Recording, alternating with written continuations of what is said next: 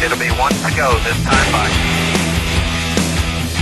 Coming to the green, buddy, coming to the green. Let's go get him. Go, go, go, take, go, go, go, go.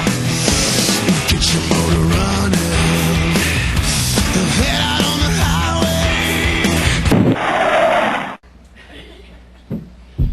Hey! Yeah, thanks. Finally. All right, we are joined today in the infield conference room with today's winner of the LifeLock 400, Dale Earnhardt Junior. This is your 18th victory in 306 NASCAR Sprint Cup Series starts, your first win since Richmond in 2006.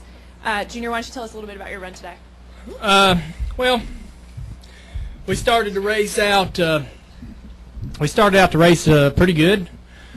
Had about a top 5 car, and we were real loose on the first 20 laps of the run. And we were about the best car, one of the best cars on the track, the last 20 laps of the run. We just lost so much track position, distance mainly, not spots so much, but from the leader in the first 20 laps of every run with the car being so loose. But I felt like we had a top 5, definitely a top 10 car. We came in that last stop. We're going to be about 6 laps short, and I saved 6 laps of gas. So just real lucky. I got to hand it to Tony Jr. for having being a risk taker. Not so much audacity wouldn't be a good word, but it's real close to that.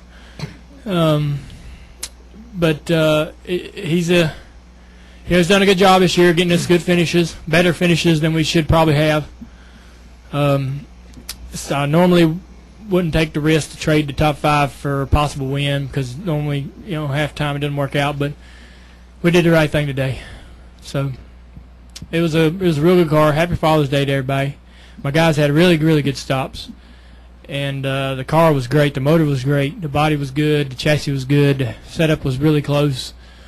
We didn't mess with it too much all day. Just really too loose to start with on the first few laps of a tire run.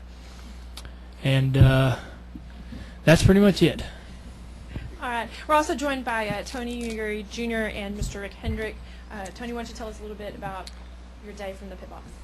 The day was pretty good. I mean, we had a top 5 car, like you said, most of the day, and I just kept making little bitty changes because you can go over an edge with this car really easy, and it's basically, you can start out really loose, but at the end you'll be really tight. So, I looked at it today, we had a top 5 car, and that's about as good as we was going to get. And come down for the last caution, we were 6 laps short, and the caution come out right there. I think it was like 6 laps later after we stopped. So I actually called up Stevie and asked him, I'm like, are you going for it? And he's like, no, I ain't going for it. And I'm like, okay. And those cautions helped out and reduced it down to 2 laps short. And I just told Junior with 20 to go, I'm like, look, dude, we're really not going any further forward because the car didn't really respond really good with the 2 tires. And I was like, just chill out and save some fuel. I said, you got a pretty good cushion behind you.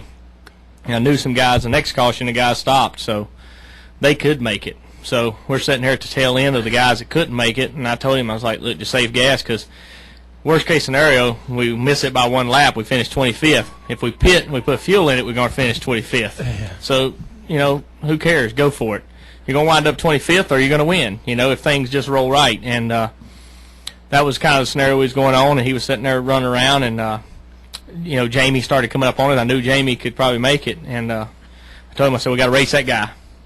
Well, when the caution come out, I mean, it was pretty sickening. I mean, I was like, okay, we're done. Yeah. I could make 200, 202, we're in trouble. And, I just told him to shut it off as soon as the caution come out. Told him to shut it off, and coasting around there like he did probably is what got us to win. He done a good job.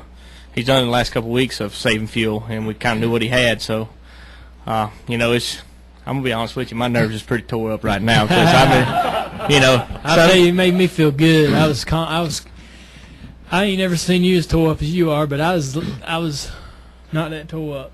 He told me with 20 to go, he told me that scenario. He said, there's guys behind us that are going to make it, and you're going to get beat by them if you pit. And if we go for it, we go for it. If we run out, we're going to finish 25th. If we pit, we're going to finish 25th. so go for it. So I started saving gas, and I was like, all right, cool, man, no problem, no pressure. Just save fuel. If we don't win, we don't win. No big deal. And because we run good all day, and I was satisfied with the showing that I'd put up all day. Looking at finishes just on a sheet of paper, you never really see the truth about how good a team is. And I felt really happy how we'd run today. And so I was pretty much content, and I didn't have really any nerves. I wasn't nervous at all. I'm always nervous in those situations, but I really wasn't for some reason. And Jamie came, and I told Tony Jr., I said, am I supposed to race Jamie? Or am I supposed to let Jamie go and keep saving fuel? I was only running about a quarter throttle down the straightaways.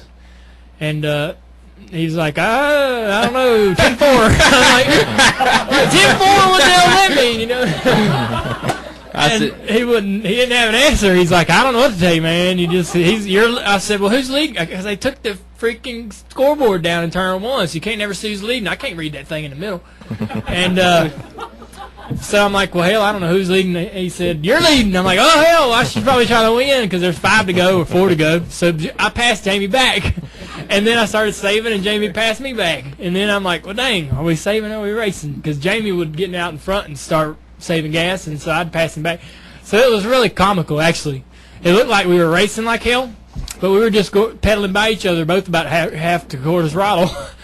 It probably looked like we was racing hard as hell on TV, but I'm like, I'll mash it 3/8 this straightaway and go by you, and he's like, I'm only mashing it a quarter. Then we'll go down the next straightaway. He's like, I'll mash it 3/8 and go by you. And I'm like, I'm just mashing it a quarter. So we got to make it to the end, man. We're going to run out both doing this.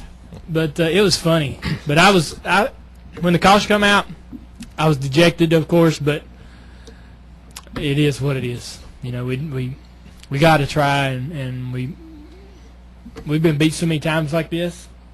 It feels really good to do it. All right. We're going to open it up to questions real quick, and especially so we can get Tony Jr. off to post-race inspection. Be sure to state your name and affiliation, please. Dale Jr., Michael Vega, Boston Globe. Can you just describe at what point the car actually did run out? Was it on the backstretch when you caught the white flag, and did you have to dive down in turn 3 to pick up fuel, and did you find some fuel there to get you back across? No, it ran. I turned it off when the caution come out, but I cranked it back up around 3 and 4. It ran fine all the way to the flag. It ran out just as I turned and was coming back this way on pit road, coming toward my guys. It was out of gas, but it was just it come off before to the white, stumbling. But that could have been a pocket in the line. That could have been a pocket error in the line from riding around under pace before the restart. You got to race that last lap. I think I made it. Yeah, because the centrifugal force would have gave me a better opportunity to make it. Pushing the gas, running hard in the corner, I would have sent more gas to the right side of the fuel cell. Caution comes out, you're coasting around half speed. The fuel's not being pushed into the right side of the fuel cell, and it runs away from the pickup. Even on the apron, it runs away from the pickup. You're still in some banking there, and so riding around under caution. If I had to ride around under caution, I mean, it run out when it run out, but it had enough to win the race. It had enough to run it under green, I believe. We'd saved just enough.